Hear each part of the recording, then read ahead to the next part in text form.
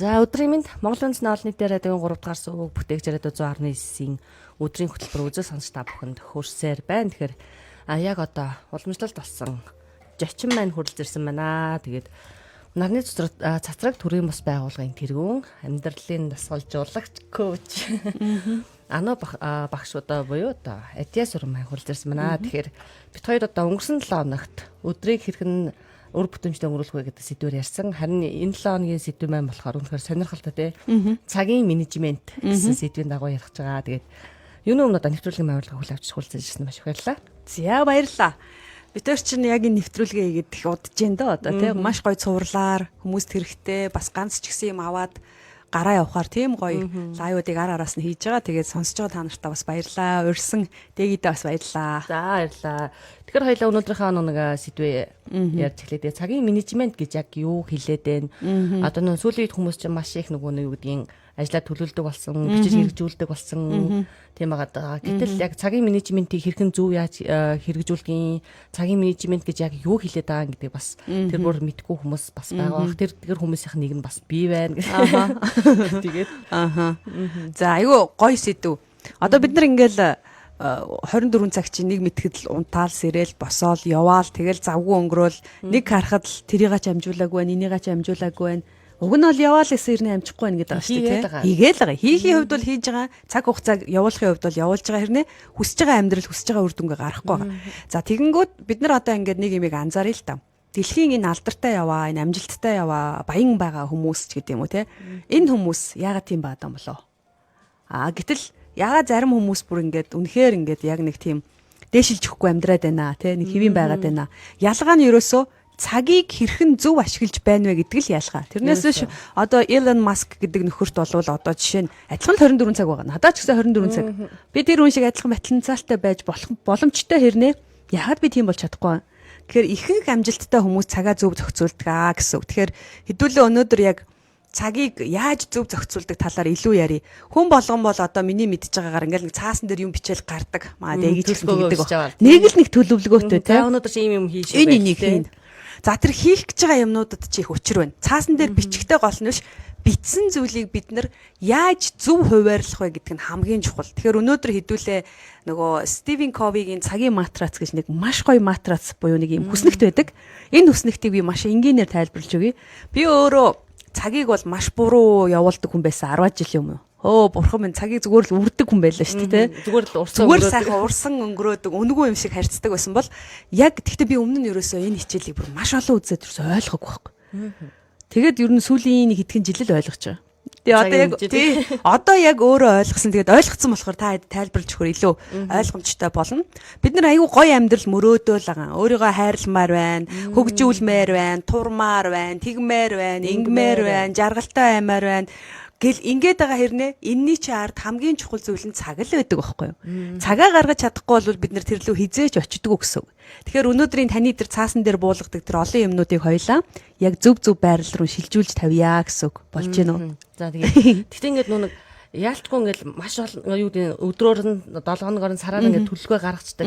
Гэтэл яг ингээд нүг яг 7 хоногоор ч юм уу сарын дараа нөгөөт ингээд эргээ харахаар баг талын тал нь ч юм уу ингээд амжуулсан тэг ингээд өдөртөө хийх хэрэгтэй юмнах ингээд бас нэг хэдэн хувийн ч юм уу ингээд заавал дутуу үлдээсэн байгаад байдаг байхгүй юу?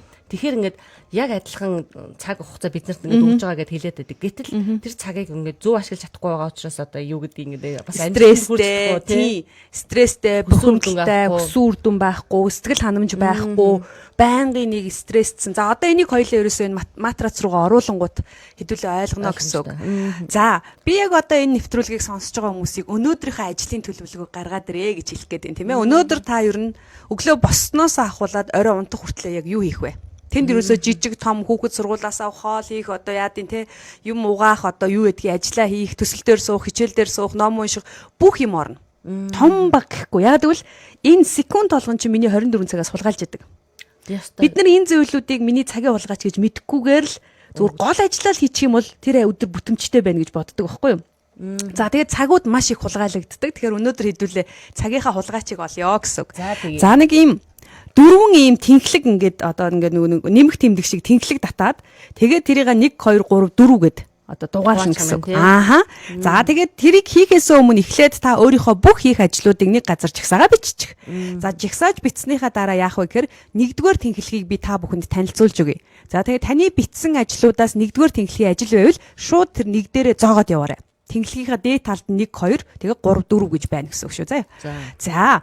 За тэгэхээр хэдүүлээ ингээ. Нэгдүгээр тэнхлэг дээр ямар ажлууд байдаг вэ гэвэл дэндүү чухал яаралтай хийх ажлууд. Одоо энэ өдөртөө багтаас хийх Нэг яаралтай. Бүр ерөөсөө дэндүү чухал. Яаралтай гэхэр хойшлуулах боломжгүй. Ерөөсөө л энийг та өнөөдөр хийж амжуулахгүй л бол бүр асуудал үүсчихсэн. Бүр улаан гэрэл асцсан ажлууд гэсэн үг.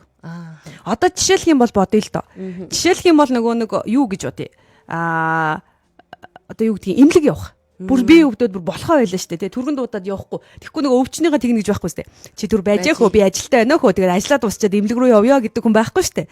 Тэрэн шиг энэ бол бүр дэндүү чухал, эрүүл мэндийн чухал, дэндүү яаралтай ажил. Хойшлуулж болохгүй. За бас одоо юу гэдгийг нөгөө одоо энэ их сургуулиуд чи ингээ нөгөө нэг сургалтын төлбөр төлөөг бол сургалт хичээл суулгахгүй гэж тэгж штэ. Өнөөдөр би хамгийн чухал одоо сургалтандаа үгүй шалгалтандаа орох ёстой байдаг, төлбөрөө төлөөгүй байдаг. Яхаарахгүй тэрийг төлөх л ёстой. Тийм үү? Тэгжээж би цаашаа явна. Энэ бас амин дээр тулсан ажил мөн үү? Мөн штэ. Бүр ерөөсөө яг одоо л шийдэхгүй бол үр дүн нь надад эргээд маш хүн дээр тусах гэдэг ажлуудыг нэгдүгээр бүлгийн ажил гэдэг. Энэ бол ерөөсөө ингээд нэг гал командын машин ингээд гал гараад хажуугаар юу ингээд давхитэн штэ. Яг тэрэн шиг хүүшээ дээгийн энийгээ зохицуулаач болохоо байлаа хөөе гэдэг төрлийн ажил гэсэн үг. Тэгэхээр өнөөдрийн ажил дунд чи иймэрхүү бүр ингээд хойшлуулах аргагүй чухал ажил байна уу? Тэгвэл та нэг рүү тавьчих. Тэр чинь 1 2 3 4 байж болно. За нэг имийг сануулъя. Энэ нэгдүгээр бүсдэр удаан байх нь тийм сайн биш. Ихэнх хүмүүсийн гаргадаг алдаа яад гэхээр хамгийн чухал энэ яаралтай ажлууд дээр бүх анхаарлаа л хандуулад байдаг. Энэ ажлууд хаанаас гардаг вэ гэхээр та цагийн менежмент муутай, өмнө нь ерөөсөө бэлтгэл хийгээгүй, хийх системийг цагт нь хийхгүй явсараад хоолойн дээрээ тулгаад нэг рүү аваад ирдэг. Бүр гал команд руу аваад ирдэг. Хойшлуулаад өөрөө ямар ч бэлтгэлгүй те тоохгүй явсараа байгаад өөрийнхөө асуудалд орчихсон. Ийм үр дүн төрчээд гэсэн. Тэгэхээр нэгдүгээр бүсдэр манай монголчууд маш их амьдэрдэг. Хүн болгон л дэвхцээд байна. Тэгмэр ингээл чимчигнэл дайраад байдаг. Тэгэл нэг юугаар төгжрэлтэй. Одоо яах вэ гэл ингээл. Тэгээ ер нь энэ нэгдүгээр бүсдэр байгаа хүмүүс бол маш их стресстэй амьдардаг. Яг үнэ хэлэхэд дандаа л яах вэ яана али яах вэ гэд ингээд аврал хайгаад. Одоо ямар ч хамаагүй аргаар энэний ард гарыг гэд ингээд чимчигнээ гүгээд байдаг учраас энгийн хүмүүсээс маш өндөр стресстэй амьдардаг. Тийм үү? Тэгэхээр нэгийн ажлыг бид нар баг байлгахын тулд ер нь бол эртнээс бэлтгэх хэрэгтэй гэсэн. 3 4 дээрээ бичих гэсэн. За одоо тэрийг хэдүүлээ үзнэ. Хэдүүлээ ингээд ямар ч байсан нэг дээр ажил байгаа шудраг тавьчих. Одоо өнөөдөр яг энэ хоёулангийн энэ яг гоё хичээлээр яг өөрийнхөө үнэн бүтэд одоо төрхийг л гаргаад ирээ. Нуугаад ах юм байхгүй шүү дээ. Ихэнх нь нэг дээр байвал тэр л үсттэй. Би нэгийг яаж зохицуултыг заагаад өгчих юм чи. За тэгвэл 2 дугаар бүлгийн ажил гэдэг нь яад юм хэр нэгийнхаа яг хажуутал дээдлийн игнэд байрлана.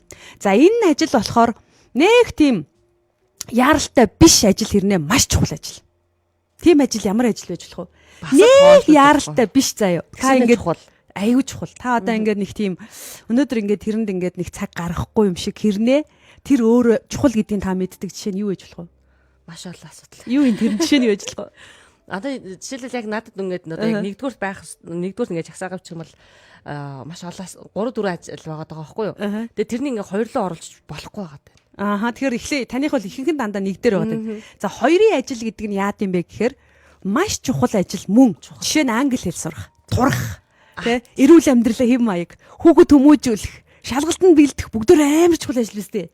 Гэтэ бид нар энэ цаг гарахгүй байгаа, тэ яарахгүй байгаа. Юу нааш нэ бас яг нэгд байгаа даа шүү. Нэг рүү орчихлоо. Нэг рүү орохгүй. Энэ хоёрын ажил байхгүй юу? Та энийг хийгээгүй явсаар байгаад нэг рүү оруулчихаа. За тэгэхээр хоёр дээр яадаг вэ гэхээр бид нар их яаруу хүмүүс юм байна. Үр дүнгээ шууд үзэх гээд байдаг. Гэтэл 2 дугаар бүсийн ажил бол ерөөсөө үр дүн одоо харагдахгүй. Тэр англи хэлий чи шууд одоо сураад л үр дүн гарахгүй штэ. Тийм үстэй. 2 өдрийн дараа сурчихгүй штэ. Тий, сурахгүй штэ. Тэгэнгүүт бид нар хойшлуулдаг. За тэгж байгаа болно доо. За тэгж байгаа сурна да. Турна штэ гэл те. Тураач наад илэг бөөр зүрх хамаг юм чи болохоо байлаа. Наад сахар чи өсөөд болохоо байлаа гингүүд амар чухал мэдэж миний эрүүл мэндэд чухал гэсээрээ турах болонгууд тэгж байгаа маргаашнаас эхэлнэ. Жээ төсөө өдрөө дуусгах юм. Наадам дуусгахыг ингээд нөгөө яарахгүй байгаа. Чухлаа мэдээд байгаа хэрнээ хойшлуулдаг ажлууд.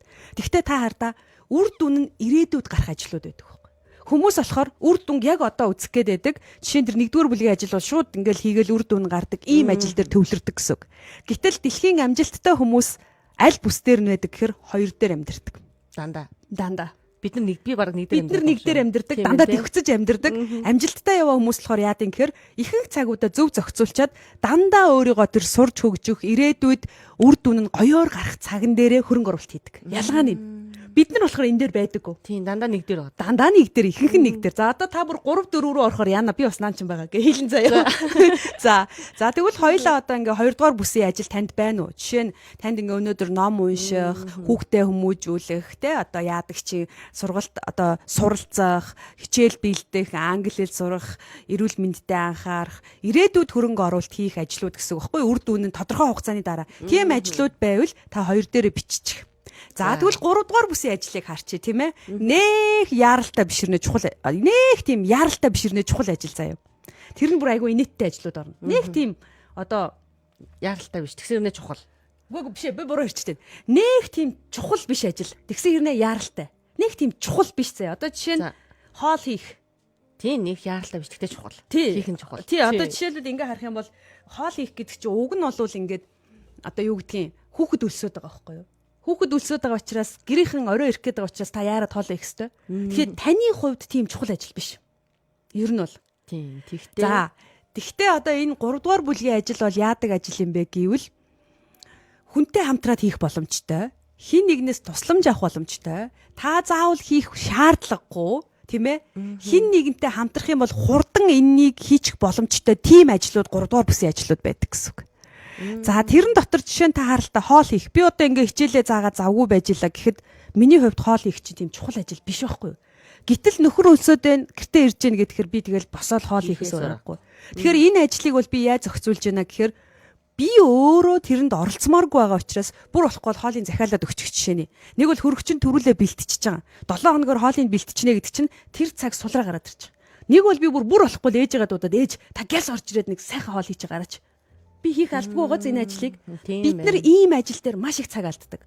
За жишээлх юм бол гэр цэвэрлэх гээл ажил биш те. Өө тэрэн дээр чинь бүр бөө ажил болоод бүр хавь ойрын хамаг эмийг донслохоол ухаал цэвэрлээд үгүй тэрийг илбэж болж шээ. Одоо бүр яадаг болсон. Цэвэрлэгээний компаниуд гарсан байна.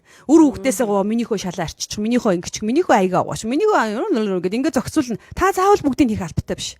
Хамтарч болдог ажлууд гэсэн. Жишээ нь одоо бид нар ингээд нөгөө Улаанбаатарын төгжрөл дунд юм худалдаж авахгүй өөртөө явж байгаа ш, тэ. Ямар нэг юм тосч авах гээд. Энэ бол бүр 3 дугаар бүлгийн хийх ёстой ажил байхгүй юу? Бүр тэгж яхад бид нар өөрөө ингээд тэр төгжрэлд ороод нэг 50000 төгрөг хэмнэхийн тулд өөрийнхөө 3 4 цагийг ингээд зам дээр ингээд стресстэй өнгөрөөж байгаа чинь цагийн менежменттэй хүмүүн үү? Биш. Эсрэгээр нь хүргэлт гэж сайхан юм гарчлаа ш. Та зүгээр гэртээ яг өөрийнхөө хэрэгтэй яг тэндээс гарч ирж байгаа цагийг тэр номоо унших, тэ дасгалаа хийх, өөртөө зориулах, хөгжүүлэх, дуулах, бүжиглэх юмдаа зарцуул л та. Тэр хооронд таны хүргэлт гэрт чи ирж байгаа шүү дээ. Энийг 3 дугаар бүлгийн ажил гэдэг байгаа байхгүй юу? Ингэж цагаа гаргадаг. Тийм бааз. Тэгэл хүнд зарагдаал али замаараа нэг тийм авчих. Яасан уйдцсан завтай хүн бэ те? Өөрийнхөө цагийг огт үлэхгүй байгаа байхгүй юу? За одоо жишээ нь ингээд хүүхэд сургуулаас авах гэх нэг том ажил нь энэ бас л 3 дугаар бүлгийн ажил. За хаста ажилласаа эрт тарах уу одоо яах уу гэл өөрийнхөө ямиг хайжгүйгээл таксидж тийшээ нэггүйгээл хүүхдээ оруулж тавьчаал буцаал ажил руу ямар их цаг алддаг гэж. Энийг зохицуулж болно шүү дээ. Ерөөсөө л зохицуулж болдог. Та заавал өөрөө оролцоод авах шаардлагагүй. Оролцсон ч хамтраад хурдан дуусгаж болдог ажлууд 3 дугаар бүлгийн ажил. Энэ 3-ын цагаас 3 дугаар бүлгийн ажлаас бид нар маш их цагийг өөртөө сулж болдог. Айгуу гоё. Одоо юм уугаах бидрийг жоохон бахад нэвтрүүлэгдээд угаадаг байсан санаж байна уу? Пээ. Өдөржингөө юм угаагаал бүр хамаг ажил алдаг байсан. Гэтэл тэгэхэд яасан? Одоо ямар гоё болцсон тий. Одоо зүгээр нэг коноп дараал ингээл миний ажил. Тэрийг хүүхдэд заагаад өгчихөл төө. Ханаа. Энийний хажуугаар гарахдаа энэ улаан дээр дарах юм бол энэ ажилтгий шүү. Та өөрөө заавал очиж тэрийг угаагаад авахгүй. Ханаа энэ 45 минутын дараа дуусах юм байна. Гаргаад огчоороо би завгүй.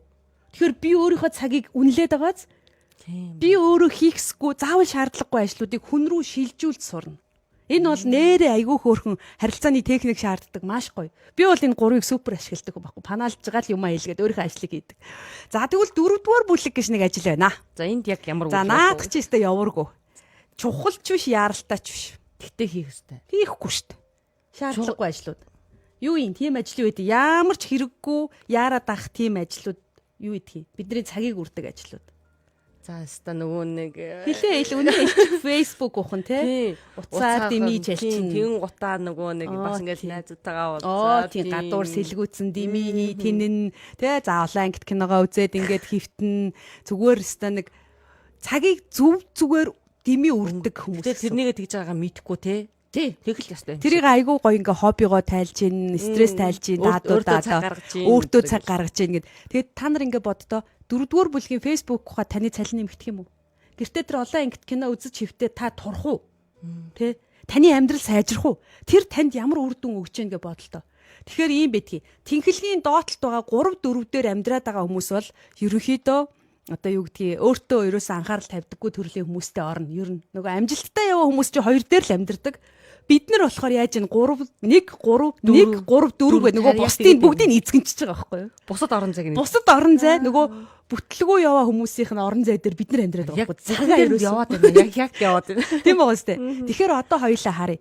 Үнэхээр танд цаг байдгүй юм уу? Facebook ухдаг цагаа нэг бодоод үз. Хэдэн цаг ухаж чинь? Хэдэн цаг уцаар ярьж чинь тий? Хэдэн цаг зам төгжирч чинь? Тэгээд гэртээ хүмүүсээр хийлгэх боломжтой ажлыг та хэд удаа одоо жишээ нь ингээ ажил дээрээ суужлаа та кофе уумаар санагдлаа өөрөө санжигнаад явах хэрэг байхгүй шүү дээ хин нэгний говьгаал кофендоо явуулахад танд тэр кофений цаг гардаг л байхгүй тийм үү сте ерөөсөө л энэ байхгүй юу та өөрөө л сэтгэж чадвал цаг байдаг хүссэн үнд за тэгэнгүүт одоо ингэнгүүт бид нар хамгийн түрүүнд хийх ёстой зүйл яг юу вэ дөрөв тэнхлэгээ мэдчихлээ тэгэнгүүт хамгийн түрүүнд 1-р бүлгийнхаа 1-дээр байгаа ажлуудаа дуусга одоо эхний ээлжинд. Гэхдээ тэр нэгийн ажил бол таны буруугаас цугларсан гэдэг нь бол үнэн байхгүй юу? Тийм ээ тийм.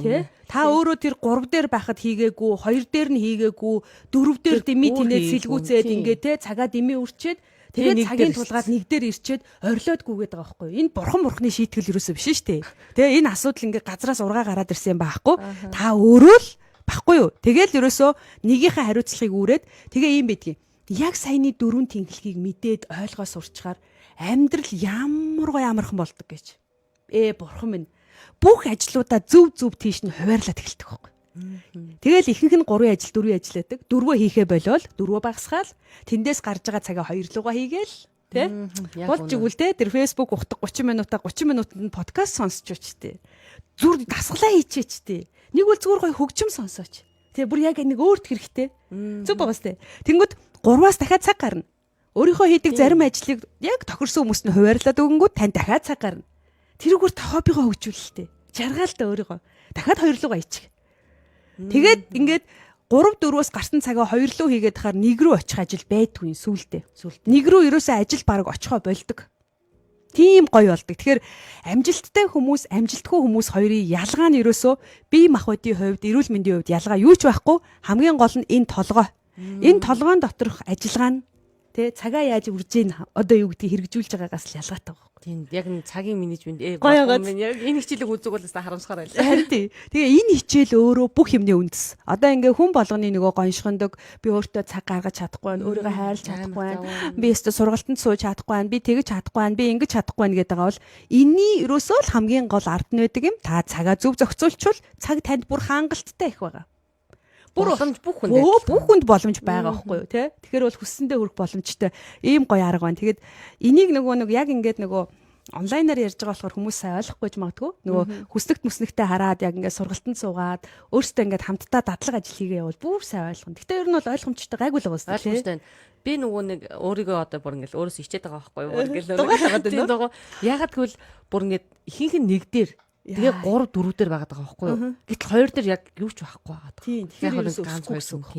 Тэгэхээр ерөөсөө би юу гэдэг нь цагийн менежмент гэдэг зүйлийг ерөөсөө огт ойлгодгүй тийм хүн байсан юм байна л та. Харин тий. За 4 рүү ингэж болдгийн заа юу. Хүн ингээд би бол одоо 2 дээр амьдардаг хүн байхгүй юу? Үнэхээр 2 дээр амьдардаг. Миний ерөөсөө ихэнх цаг 2 дээр байдаг. Одоо хуучин тийм байгаагүй л те сурцсан.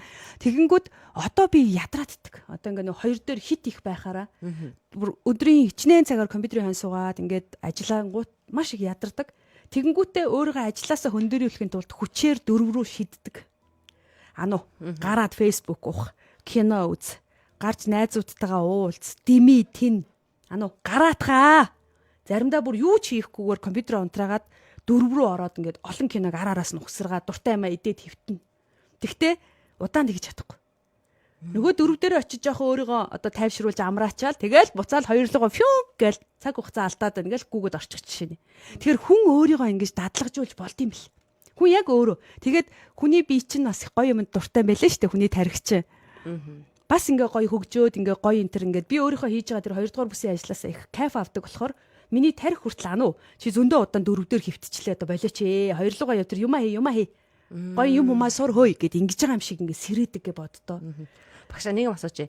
Та ингээд одоо 2 дээр ирэхээс өмнө 1 3 4 дээр ингээд мэдээж байсан. Гэтэл энийг одоо ингээд цагийн менежментийг ингээд одоо хэрэгжүүлж эхлээд одоо яг ингээд бүх 1 3 4-г алгасаа яг 2 дээр бүрэн бүтээ ингээд очтлоо. Ер нь хэрэг цаг хугацаа зарцуулсан бэ. Ер нь одоо жишээлбэл ингээд энийг сонсож байгаа хүмүүс бас ингээд өөрчлөгдөхийг хүсэж байгаа шүү дээ. Гэтэл энд мэдээж одоо юу гэдэг нь зуршил, дадал зуршил хэрэгтэй болон цаг хугацаа одоо хэрэг болох байх. Тэгэхээр ер нь хэдий цаг хугацааг зарцуулж бид нар 1 2 3 4-ийг орхиод 2 дээрээ төвлөрөх боломжтой юм бол. Энэ айгүйх цаг орд юм бэлээ. Надад л айгүйх цаг орсон. Би яг тэр өөрийнхөө бүтэн амьдралыг өөрчилнө гэдэг чинь. Одоо амьдралынхаа хэв маягийг өөрчилсөн гэсэн үг байхгүй юу?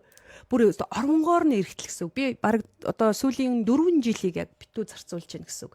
Тэрнээс өмнө энэ хичээлийг би зөндөө сонссон. Их сургууль мургуул гадаад дотоодгүй сонсоод ойлгоогүй. Тэгсэн чи яг ингээд өөрөө хэрэгжүүлээд үнэхээр энийг хэрэгжүүлэхгүй бол миний ажил явахгүйсэн байхгүй юу? Би ажил дээрээ авахгүй байсан. Яг нэг хэвэндээ гатсан. Тэгээд маш их нэг дээр бүс дээр байгаад хахаар айгүйх ууртай, стресстэй, сэтгэл готролд орно. Авахын аргагүй муухай өөрчлөгддөг байхгүй юу? Тэгээд нэг тийм гонгисон, гоншгонсон хүн болоод исэн. Тэгээд тэрнээсээ болоод би бүр ингээд хүчээр өөрчлөгдсөн. Гэхдээ ер нь нэлээд төвчээр шаардлагатна. Нэлээд төвчээр. Одоо ингээд манай багийнхан энтер яг цагийн менежмент ярихаар энэ хамгийн хэцүү хичээл хэрнээ? Энийг сурчих юм бол босод бүх юм амархан болчихдог. Яг тийхээр энэ тийм бааз. Тийм учраас хугацаа шаардна. Та өөрийнхөө дадлыг өөрчлөхийн тулд тодорхой хугацаа шаардна. Тэгэхээр яах аргагүй сургалтанд сууж яг ийм тодорхой хэмжээний үе шатаар ингээд өөрийгөө дадал болгоход явна л гэсэн үг байхгүй юу? Тэгэхээр хоёлаа одоо энэ Шинби гэдэг энэ ном дээрээс ингээд 7 хоног болгоноос нэг сэдвээр ярьж байгаа шүү дээ. Яг үнийг хэлэхэд багшаа би ингээд зарим сэдвийн юус ингээд ойлгохгүй гэдэг үлддэг байсан байхгүй юу? Тэгсэн чинь тэр нь одоо юутай холбоотой мэг ингээд бодсон чинь би яг нэг цагийн менежмент одоо ингээд яг нэг зүйлд ингээд хайрцлагдсан тэрнээс ингээд гарч давж сэтгэж чадахгүй байсан учраас ингээд зарим нэг зүйлийг ингээд ойлгохгүй байгаад исэн юм байна гэдэг яг одоо ингээд ойлгож байгаа эхэлж байгаа байхгүй юу? Яг тэгээд маш их баярлалаа. Тэгээд ингээд 5 өдрийн ярилцсан хугацаа ингээд бас өндөрлөг тунд өгсөн байна. Тэгэхээр нэвтрүүлгийн төгсгөл бас үзэг сонсож олон бас одоо юу гэдэг сэтгэлийн сэргээс нэг гоё үг хэлээд сэтгэлийн сэргээс нөө. Яг өнөөдрийн хичээлийг үзэхээр хүмүүс нэг айгүй хөөртөө дүгнэлт хийгээд ихэнх хүн өөрийгөө шүмжлээд байдаг байхгүй юу? Ягаад гэвэл анх сонсоход эвгүй штэ тий.